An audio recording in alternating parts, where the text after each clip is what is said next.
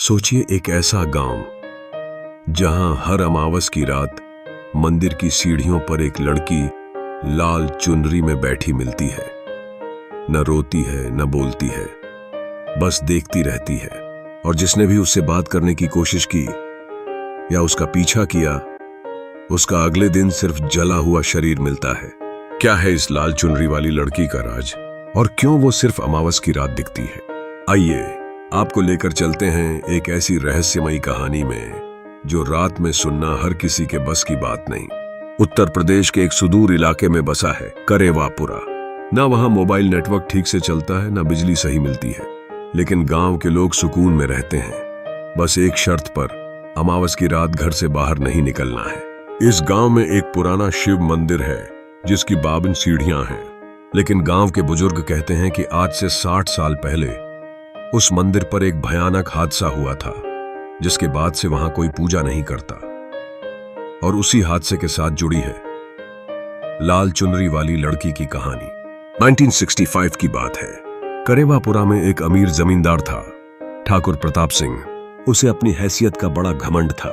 एक दिन गांव में एक साधारण गरीब ब्राह्मण परिवार की बेटी रूपा मंदिर में पूजा करते हुए देखी गई। उसकी सुंदरता की चर्चा पूरे गांव में फैल गई। ठाकुर की नजर उस पर पड़ी और वो उसे किसी भी कीमत पर अपना बनाना चाहता था। रूपा ने इनकार कर दिया। वो शिव भक्त थी और हर अमावस की रात मंदिर में उपवास और रुद्राभिषेक करती थी। एक रात अमावस को जब रूपा अकेली मंदिर में पूजा कर रही थी, ठाकुर अपने लोगों के साथ वहां पहुंचा। उसने जबरदस्ती रूपा को उठा लिया और मंदिर की सीढ़ियों पर ही उसका अपमान किया, और फिर उसकी हत्या करके उसके शरीर को वहीं जला दिया। कहा जाता है उस रात मंदिर की घंटियां अपने आप बजने लगीं और आसमान में बिजली चमकने लगी। अगले दिन सुबह मंदिर की सीढ़ियों पर एक अधजली लाश मिली। ठाकुर ने रूपा की मौत को आत्महत्या बता दिया, लेकिन उसी हफ्ते ठाकुर का पूरा परिवार एक एक करके भयानक तरीकों से मारा गया। किसी के सिर के बाल सफेद हो गए, किसी की आंखें फूट गईं, और ठाकुर वो अपने ही खून से लिखे गए एक मंत्र के बीच जला हुआ मिला। गांव वालों ने तब समझा कि रूपा का आत्मा अब मंदिर पर है और वो हर अमावस को लाल चुनरी पहनकर वहां आती है न्याय के लिए। कट टू वर्तमान समय। दिल्ली से एक युवा डॉक्यूमेंट्री मेकर अयान सिंह अपने प्रोजेक्ट के लिए रहस्यमयी लोक कथाओं पर काम कर रहा था। जब उसे करेवापुरा की कहानी मिली, वो तुरंत वहां पहुंचा। गांव वालों ने मना किया, बाबूजी, अमावस नजदीक है, यहां मत रुकिए। वो लड़की आज भी आती है। लेकिन अयान को इन बातों पर विश्वास नहीं था। अयान ने गांव के सबसे बूढ़े व्यक्ति पंडित वासुदेव से बात की। वासुदेव जी ने थरथराती आवाज में सिर्फ इतना कहा, बचपन में मैंने उसे देखा था, लाल चुनरी में, मेरी बोलती चली गई थी, आज तक नहीं लौटी।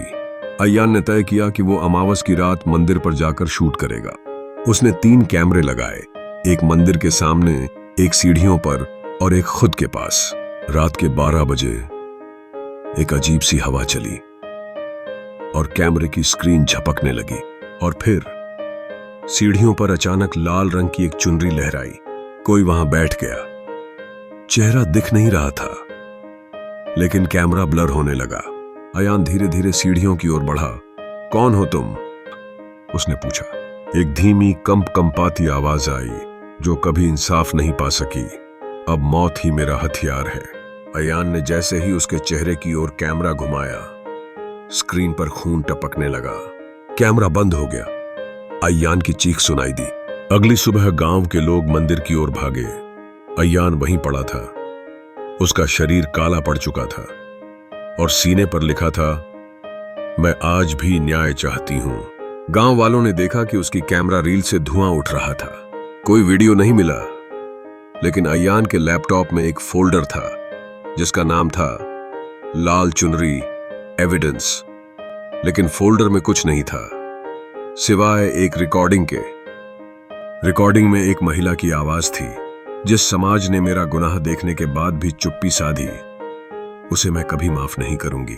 हर अमावस मैं लौटूंगी, जब तक कोई मेरी अधजली रूह को मुक्ति नहीं देता। इसके बाद एक जोरदार चीख और रिकॉर्डिंग बंद। आज भी करेवापुरा में अमावस की रात मंदिर के पास कोई नहीं जाता। लोगों का मानना है जो भी लाल चुनरी वाली लड़की से मिलने गया वो फिर कभी इंसान नहीं रहा। कुछ ने दावा किया कि उन्होंने एक लड़की को सीढ़ियों पर बैठा देखा, वो सिर्फ चुपचाप देखती रहती है, लेकिन जो उसकी आंखों में झांक ले उसकी आत्मा वहीं छूट जाती है। कुछ शोधकर्ताओं ने पाया कि रूपा की मौत के 60 साल बाद भी उसकी आत्मा को मुक्ति नहीं मिली, क्योंकि उसकी मौत को कभी न्याय नहीं मिला, ना FIR, ना केस, ना दोषी। और वो हर अमावस को इंतजार करती है किसी ऐसे इंसान का जो उसकी कहानी को दुनिया तक पहुंचाए, जो उसका नाम फिर से पुकारे और जो उसका इंसाफ दिलवाए। तो दोस्तों, क्या आपने कभी किसी मंदिर के पास किसी लड़की को लाल चुनरी में देखा है?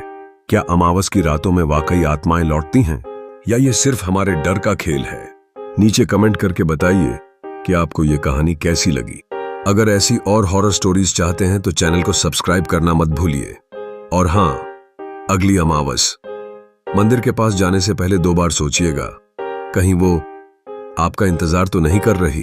क्या अगली कहानी किसी और आत्मा की हो या कोई रियल लाइफ इंसिडेंट पर? कमेंट करें, आपको किस तरह की कहानी चाहिए।